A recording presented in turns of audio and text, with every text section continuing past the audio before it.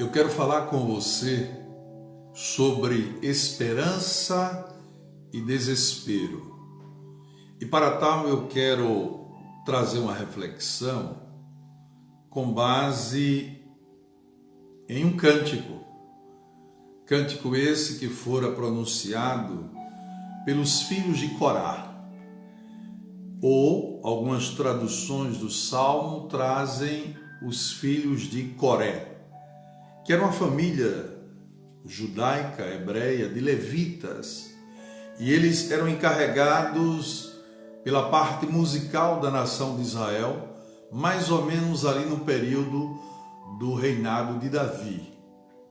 E há um salmo na Bíblia, o de número 42, que eu gostaria de ler com você que me escuta e me vê agora. Salmo 42.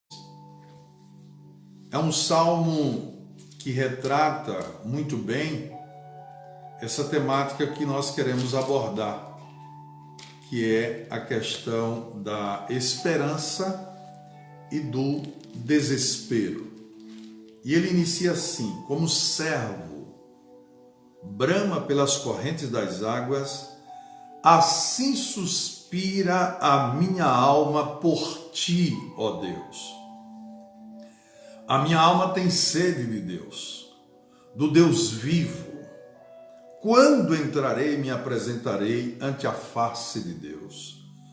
As minhas lágrimas servem-me de mantimento de dia e de noite, porquanto me dizem constantemente: onde está o teu Deus? Quando me lembro disto, dentro de mim derramo a minha alma. Pois eu havia ido com a multidão, fui com eles à casa de Deus, com voz de alegria e louvor, com a multidão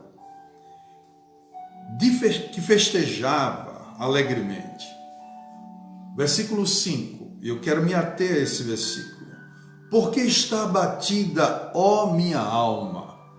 Por que te perturbas em mim?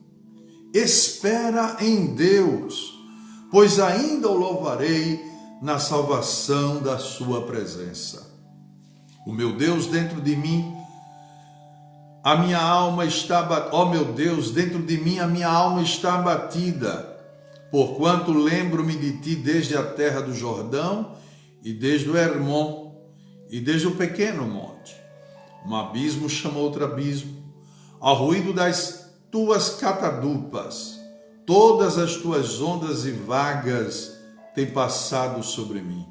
Contudo, o Senhor mandará de dia a sua misericórdia, e de noite a sua canção estará comigo, a oração ao Deus da minha vida.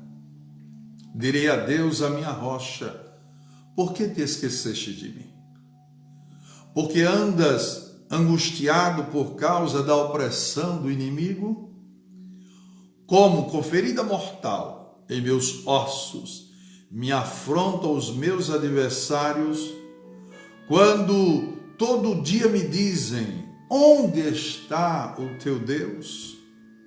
Porque estás abatida, ó minha alma, e porque te perturbas dentro de mim?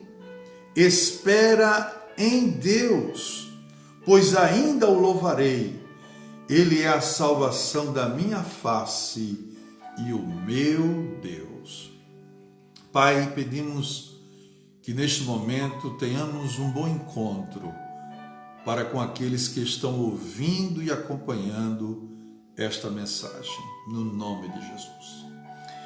Queridos, se eu fosse dar um tema para essa reflexão, eu talvez daria justamente esse: o contraste entre a depressão, o desespero, a ausência de esperança e a própria esperança. O momento do Salmo, alguns exegetas chegam até colocá-lo como sendo um salmo de lamentação, ou seja, um salmo que pranteia uma situação de adversidade. Na verdade, eu não vou me ater àquilo que é conhecido como perícope do texto bíblico, porque uma perícope envolve um pensamento completo, uma unidade. E para que fizéssemos uma exposição desse salmo, teríamos que ler e expor também o salmo de número 43, porque a melhor teologia entende que ambos foram escritos ao mesmo tempo. Talvez por uma questão didática ele fora dividido. Mas não é sobre isso que eu quero falar. Eu quero vos falar sobre algumas verdades que eu encontro nesse salmo. Mais precisamente no Salmo 42 e o versículo 5 e 11.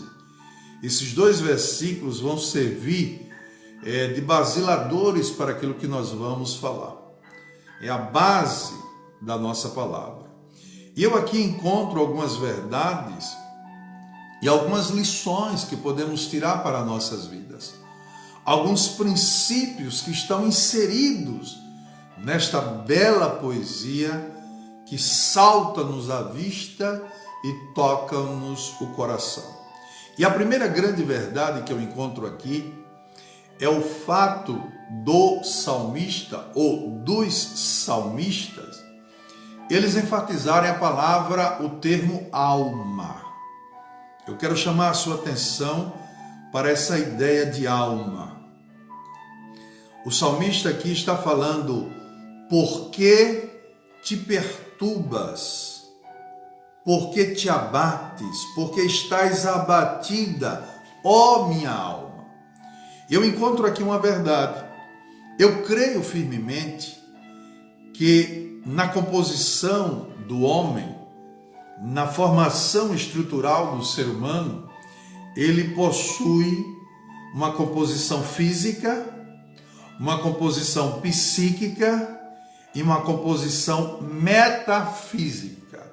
Quando eu digo que o homem tem uma composição física, eu estou falando desse invólucro que é o corpo humano, que é a parte material do homem, que é a parte empírica, visível, palpável.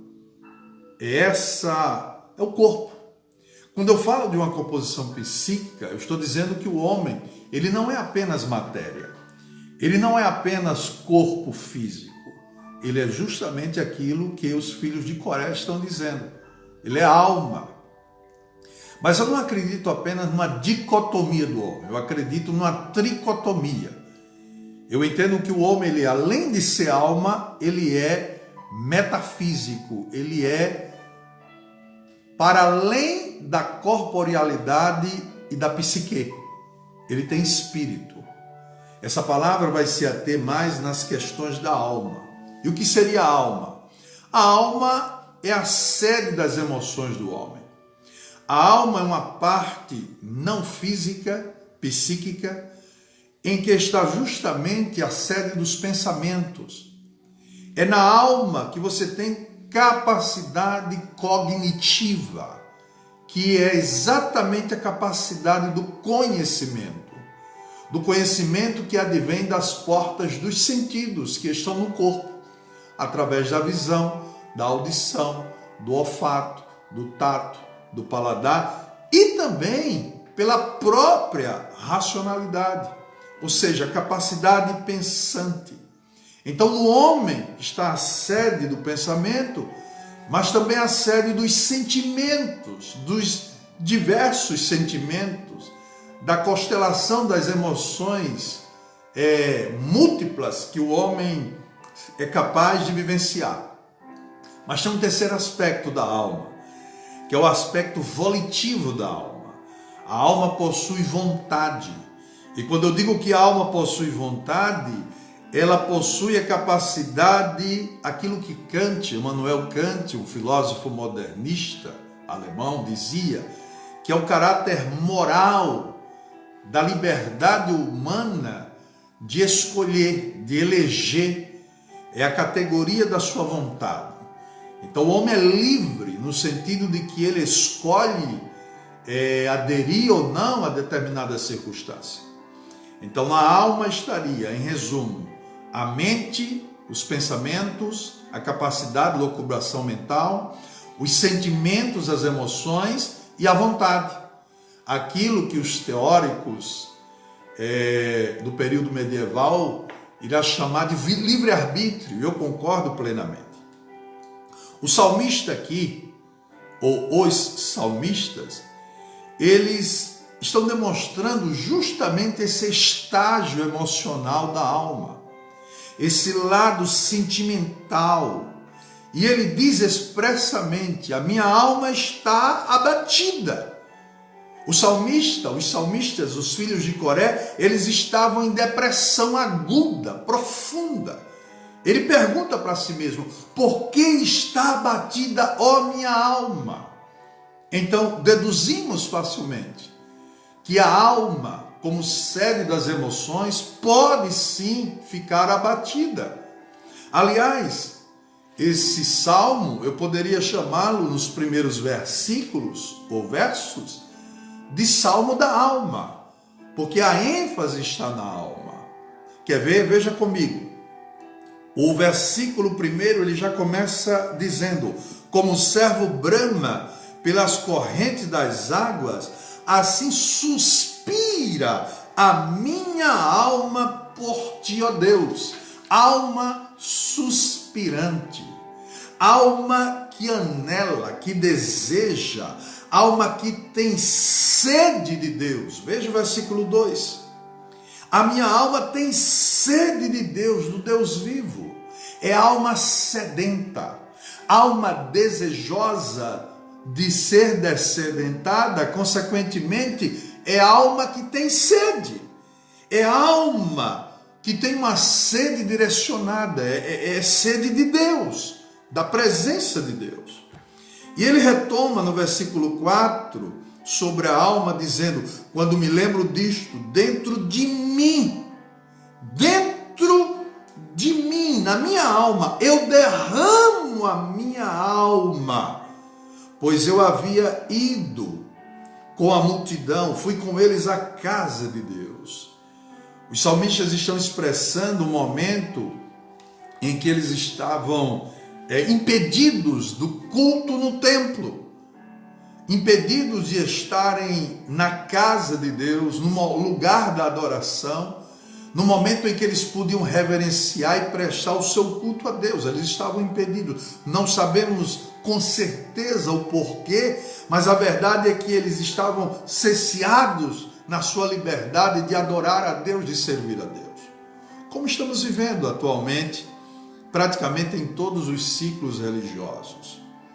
E no versículo 5, aí sim ele diz: porque está abatida, ó minha alma. Veja, alma abatida. E mais adiante ele diz: porque te perturbas, alma perturbada. Alma abatida, alma sedenta, alma perturbada, enfim, todas essas designações sobre a condição da alma dos salmistas revelam um profundo estado de dor, um estado de angústia profunda, um estado de sofrimento psíquico, que só pode ser traduzido como tristeza profunda. Sofrimento.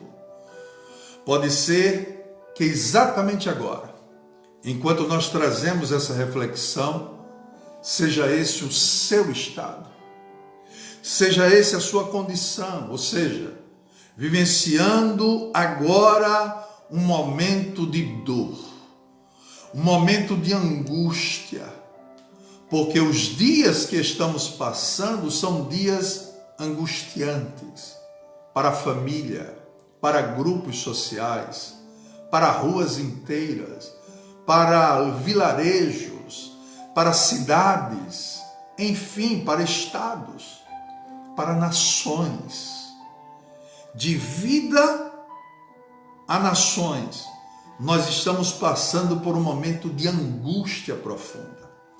E é comum, é perfeitamente natural, dado as circunstâncias, você, de forma interiorizada, se perturbar. E essa perturbação leva você a questionamentos diante do seu Criador. Por que Deus? O salmista, ele assume algo que eu acho extraordinário. E aqui eu já emendo com a segunda grande verdade desse texto. ele tem coragem de expressar que está com a alma dolorida.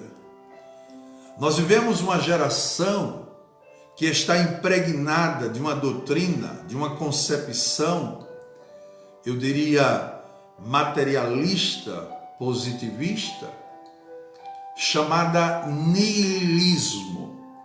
Niilismo é uma corrente filosófica que teve origem, mais precisamente, na Rússia soviética, e ela alcançou, na verdade foi na Rússia ainda monárquica, mas ela alcançou grandes desdobramentos com a tomada do poder no começo do século na Rússia soviética. E esse niilismo perpassou para a Alemanha, na figura de Nietzsche e tantos outros pensadores, tantos outros filósofos, que abordavam uma ideia de negação não só de valores morais até, como é o niilismo nietzschiano, mas de valores espirituais. Eu acho lindo esse salmo porque ele não é capaz de negar algo que a sua parte psíquica está sofrendo e vivenciando. Nós vivemos em uma sociedade em que tentam enfrentar a dor, tentam enfrentar a angústia da alma que é presente, é palpável, é quase que empiricamente percebido, porque está estampado na cara das pessoas. Essa angústia, esse desespero, essa ausência de significado, essa condição existencial que apela para situações de desespero, como por exemplo, falta de sentido na vida, que levam alguns até a se suicidar.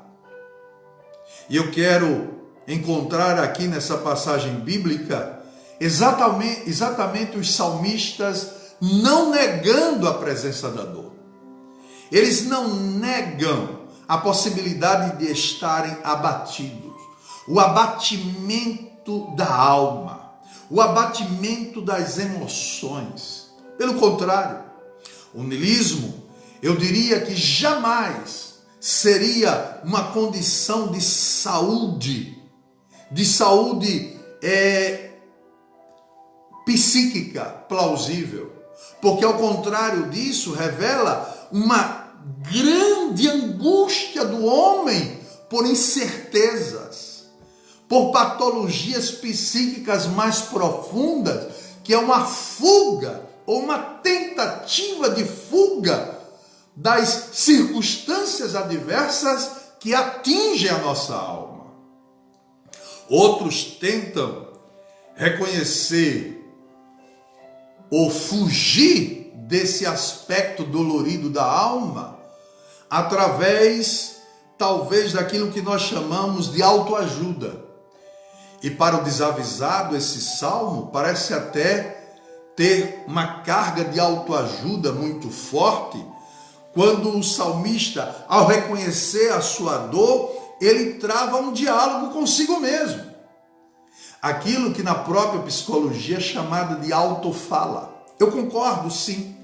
Eu concordo que a autofala, falar consigo mesmo, traz, até certo ponto, algum alívio psicológico. Mas esse falar consigo mesmo não significa que o salmista vai encontrar a solução para a sua dor em si mesmo. Não, pelo contrário.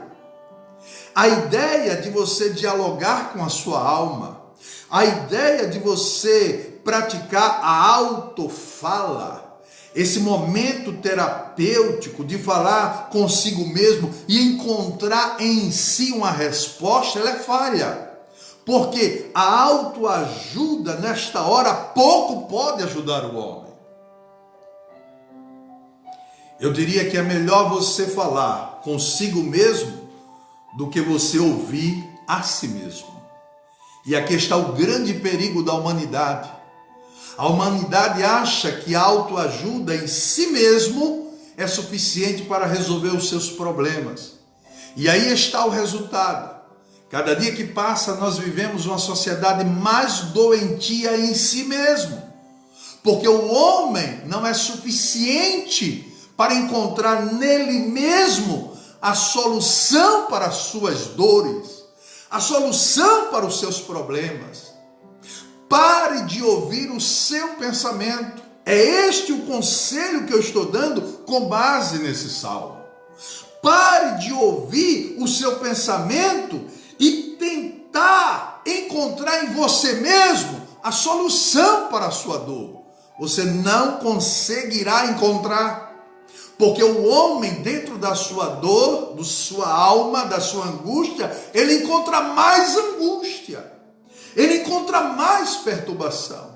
E quantos que pararam para ouvir a si mesmo e chegaram a um estágio último de patologia psíquica e depois tiveram que andar tomando toda sorte de antidepressivo, porque as vozes da sua cabeça não cessavam para que ele encontrasse refúgio nas situações mais absurdas e esdrúxulas que essas vozes poderiam trazer. Pare de ouvir o seu pensamento. No lugar de você ouvir o seu pensamento, reconheça a sua tristeza, reconheça a sua dor, mas não se deixe levar por ela. Não se deixe ser induzido pela dor. Ela está presente, mas ela não pode ser senhora da minha mente. Ela não pode ser senhora das minhas emoções. E muito menos ela pode dirigir o meu próximo passo. Ela não pode, a dor, ser senhora da minha volição, da minha capacidade de escolha, da minha vontade. A minha dor pode muito bem querer se associar aos meus pensamentos para controlar a minha vida. O apóstolo São Paulo chega a nos mostrar com maestria que nós temos armas poderosas em Deus para a destruição de fortalezas mentais, de elucubrações mentais que descem para o coração e abatem a nossa alma.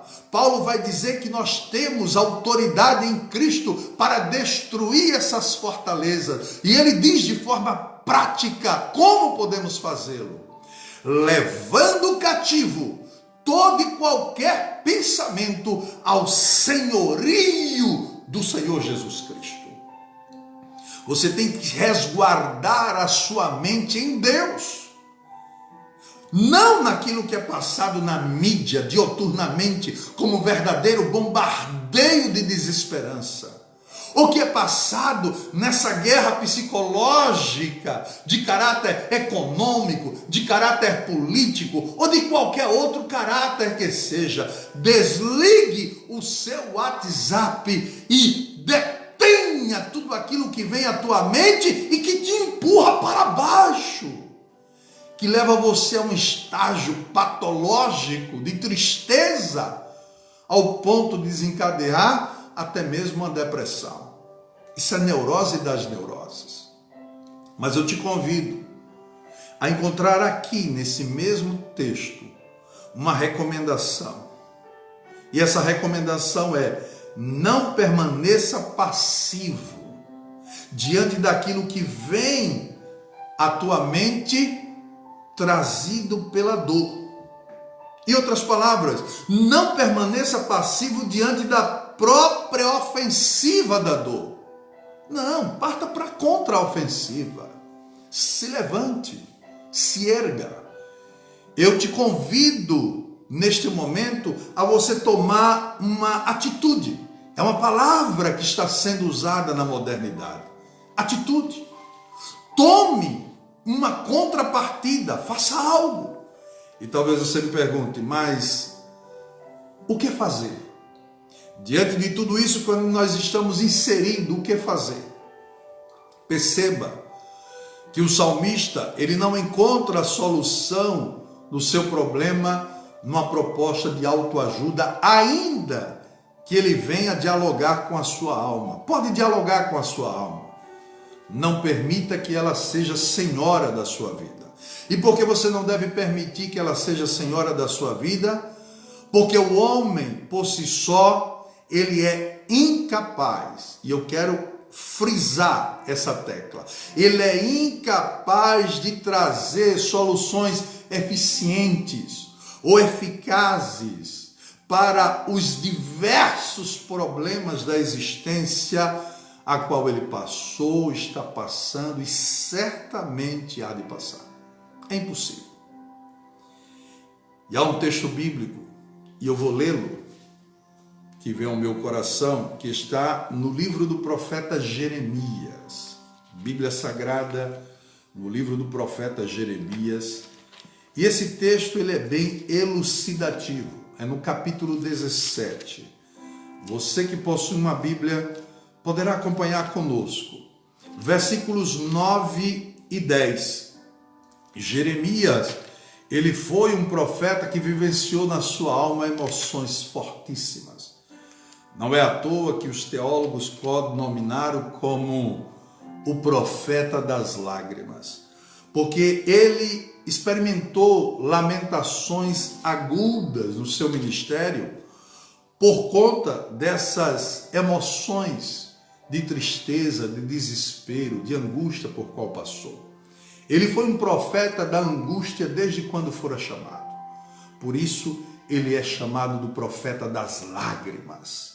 E é justamente aquele que conhecia bem de lágrimas, porque copiosamente chorou e registrou o seu choro, que ele vai dizer, no versículo 9 do capítulo 17 do seu livro: enganoso é o coração do homem.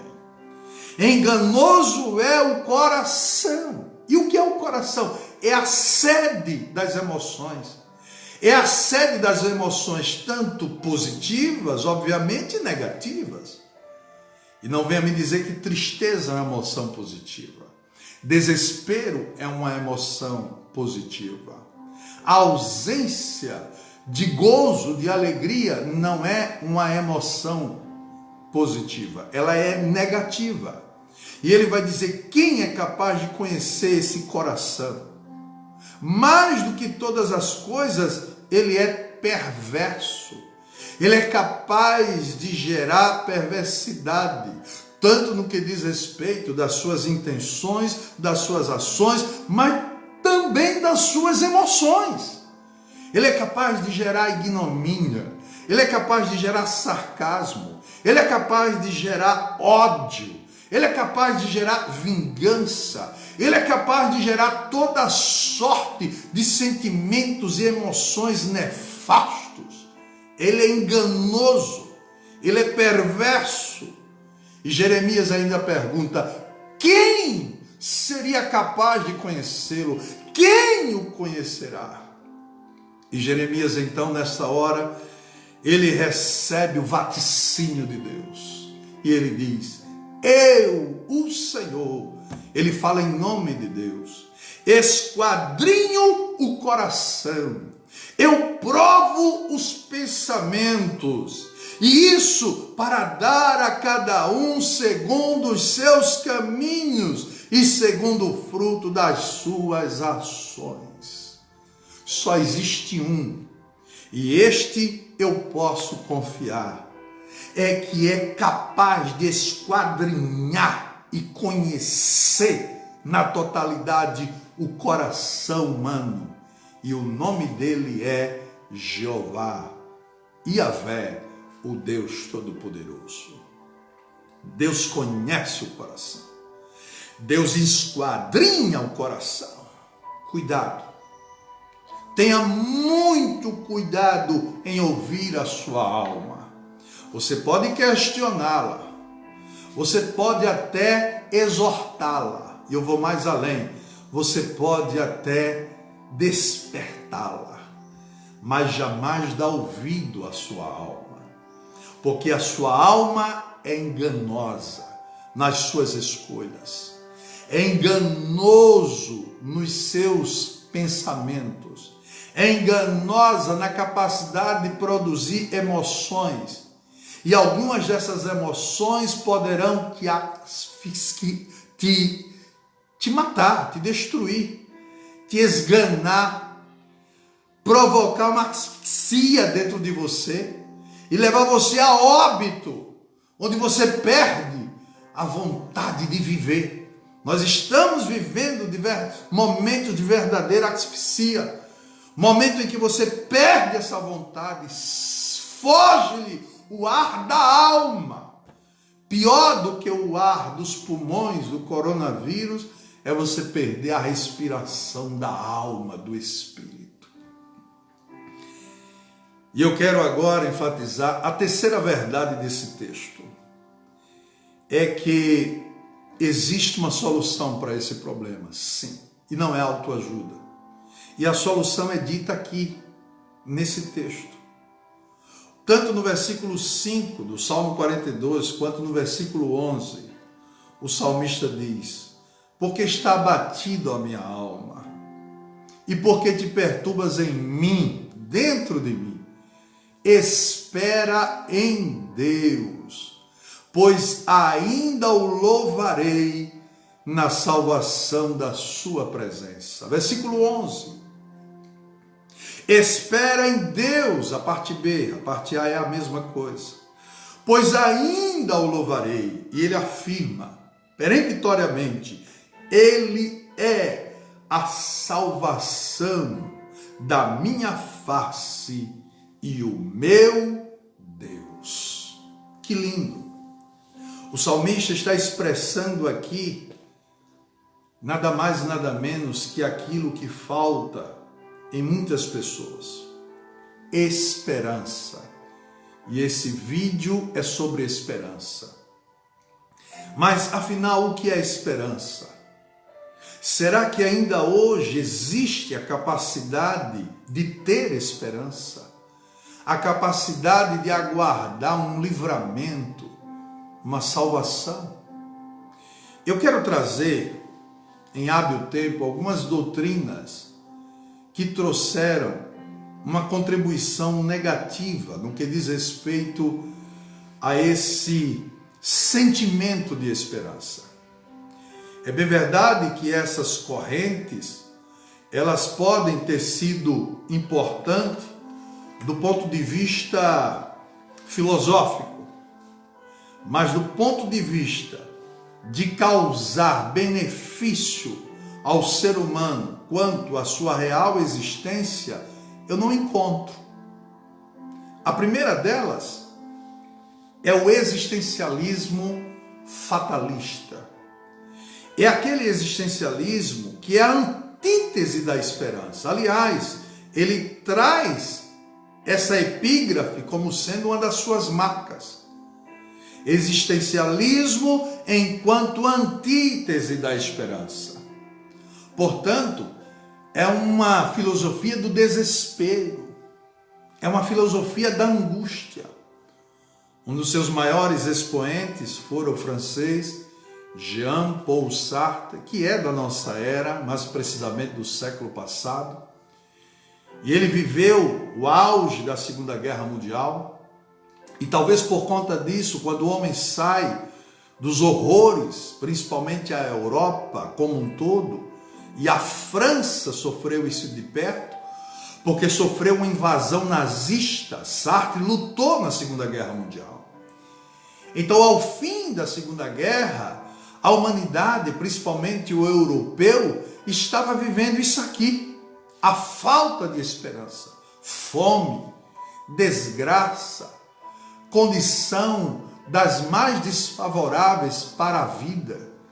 E Sartre então desenvolve a ideia de que o homem é um ser que só tem uma certeza: ele perdeu a capacidade de sonhar dias melhores.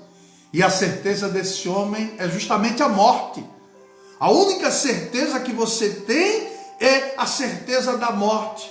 E se por acaso, dizia Sartre, existiu algum momento um Deus na história, ele, ao pegar o homem, largou a sua própria sorte, largou a sua própria existência.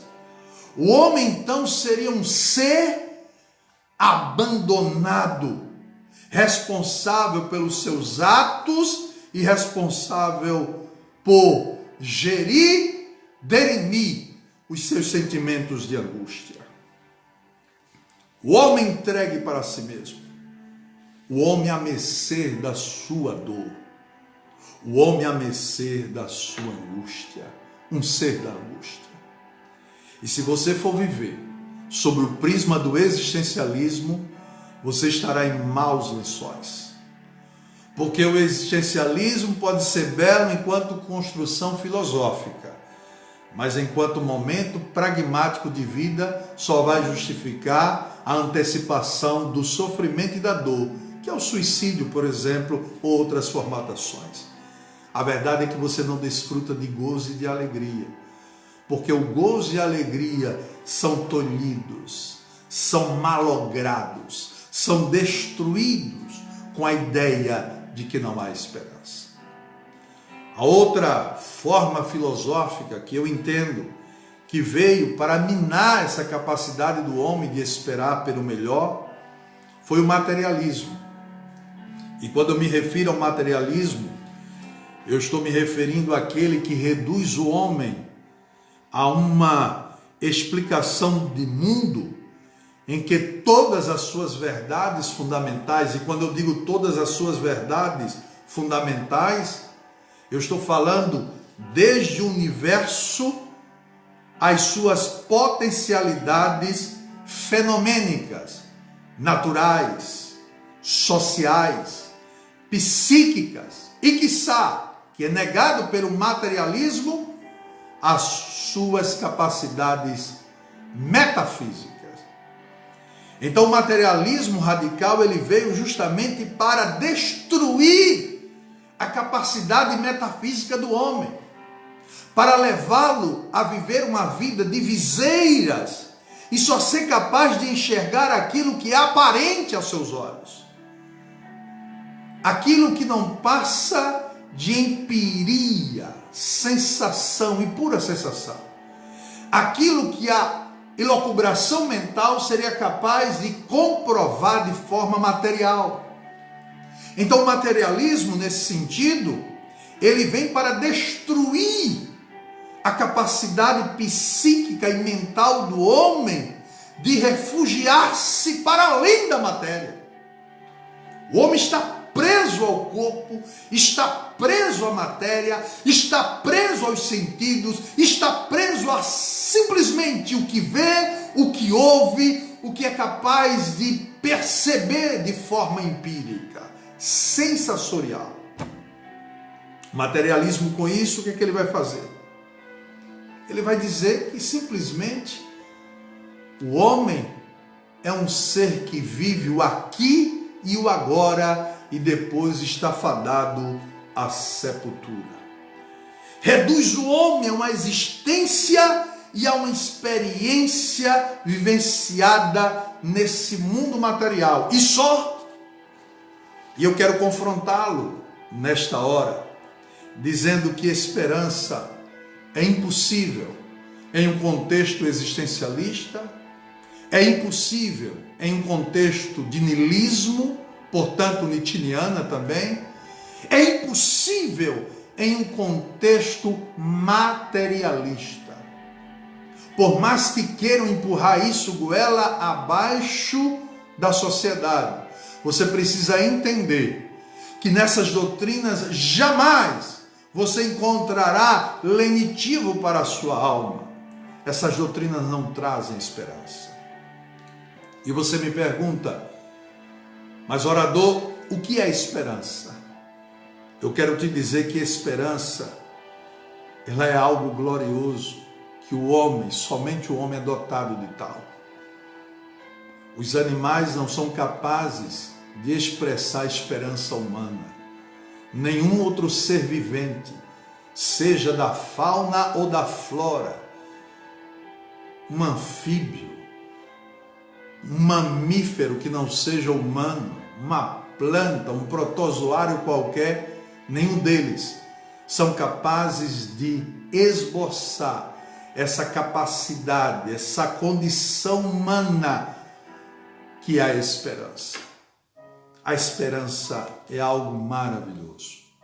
Mas partindo de uma abordagem etimológica, A palavra esperança vem do grego e depois tem conotações no latim. E para eu falar de esperança, eu quero que você entenda que os gregos pensaram a esperança. A palavra grega é elpis. E a palavra elpis, traduzida por esperança, foi utilizada por vários pensadores gregos. Eu poderia citar vários. Eu só vou citar um clássico, que foi Platão. Mas não apenas Platão. Os próprios pré-socráticos já falavam de esperança. É bem verdade que era uma esperança ligada à mitologia grega, portanto, era uma esperança mitológica. Mas é importante você saber disso, porque Platão, ele vai argumentar a esperança como sendo aquilo que ele vai, abre aspas, chamar de grande e bela. Contudo, essa grande e bela virtude que é a esperança, ela só seria plausível, cabível, quando o homem morresse.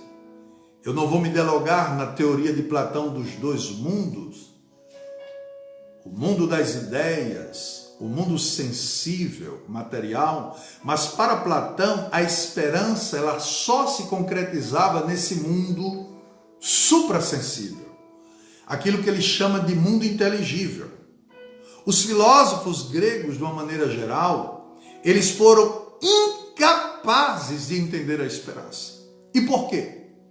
Porque o simples fato de que seus deuses, eles eram dotados da total falta dessa virtude, desse sentimento. E eu explico em hábil tempo. Os deuses gregos, eles eram sujeitos a uma outra divindade, chamada Moira. E Moira era a divindade capaz de determinar e vaticinar o destino de todos os deuses. É uma ideia de destino fatalista, em que os próprios deuses estavam circunscritos a esse destino. Então, eram divindades que, hora e meia volta, estavam sendo pregadas peças pelo destino, pelo amor em suas vidas. Eram divindades que estavam sujeitos à desgraça.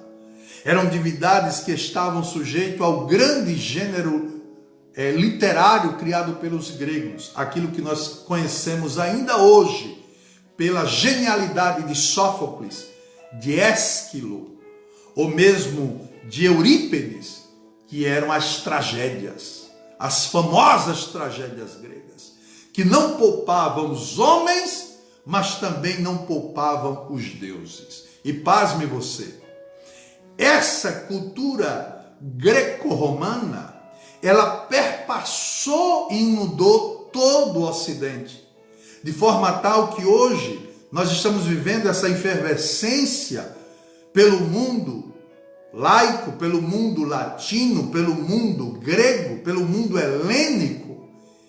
E hoje você entende o porquê de muitas dessas filosofias não abordar a esperança com mais afinco, porque eles são desprovidos da capacidade de esperança. A educação ocidental ficou à mercê dessa existência da desgraça, essa existência da fatalidade, da caixa de Pandora, da desgraça, da desordem, do caos existencial. Eu quero que você entenda nessa hora que a melhor definição de esperança, ela nos veio através da tradição judaico-cristã. E isso é um fato. E aqui está diante de você a Bíblia, a palavra de Deus, o inerrante escrito da revelação. Aqui está a melhor fonte em matéria de esperança. E esperança, de uma forma bem objetiva, é a convicção de que existe um Deus. E esse Deus é acessível. Esse Deus é possível. Esse Deus, posso eu ter encontro com Ele e pode Ele também se encontrar comigo. como fez com Saulo de Tarso no caminho de Damasco. E a compreensão de que ele é capaz de se compadecer do homem, sua criatura. Esperança, portanto, é você ter a segurança que, amando-o, ele também vai te receber em seus braços. Esperança é a capacidade de você crer. Crer que existe um Deus que nunca nos deixará e sempre estará ao nosso lado. Mesmo em meio aos devaneios da alma, aos suspiros angustiantes de dor, é a convicção de que essa alma vai encontrar lenitivo, porque existe um Deus maior do que mim mesmo, maior do que eu, que é capaz de me abrigar em seus braços e cuidar de mim. Ó bendito Deus, que também está à sua disposição, para te dar isso que o salmista estava clamando, te dá esperança. E é exatamente isto que o salmista faz. Ele encontra a resposta para o seu desespero, encontra a resposta para a indagação da sua alma. E é interessante que ela é objetiva, espera. Porque a angústia, porque a dor, porque a perturbação, espera em Deus. Tenha esperança em Deus. E a pergunta que eu te faço é: que Deus? Qual era o Deus que o salmista esperava? O próprio Salmo diz.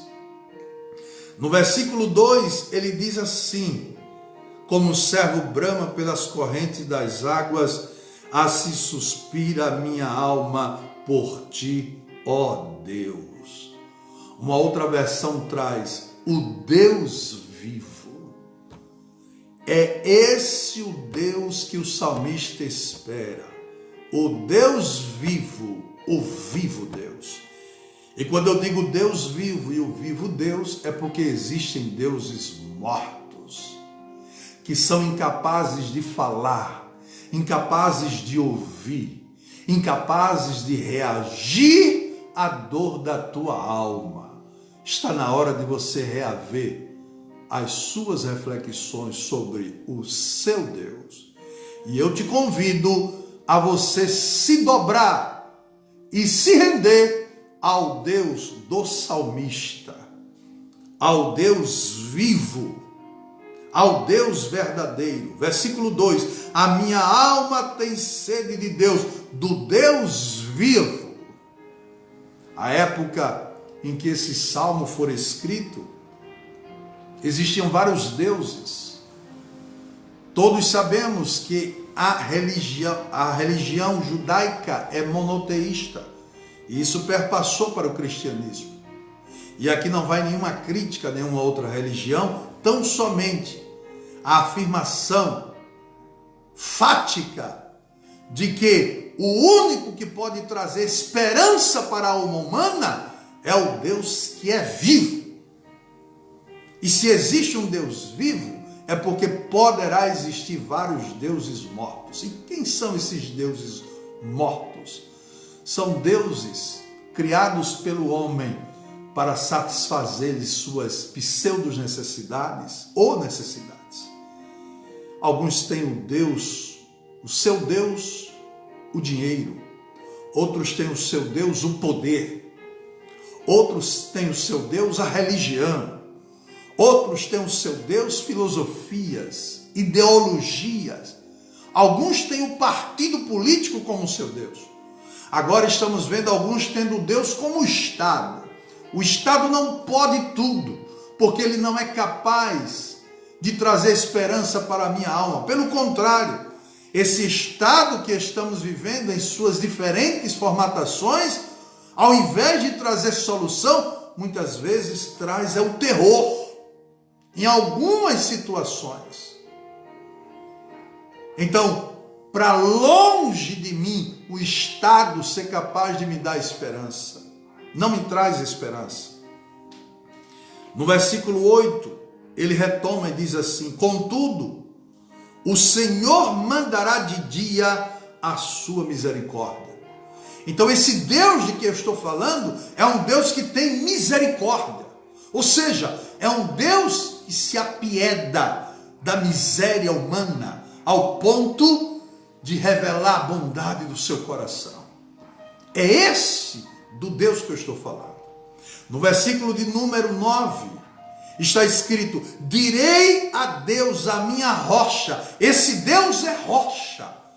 E uma vez como rocha, é arrimo, é alicerce, é segurança.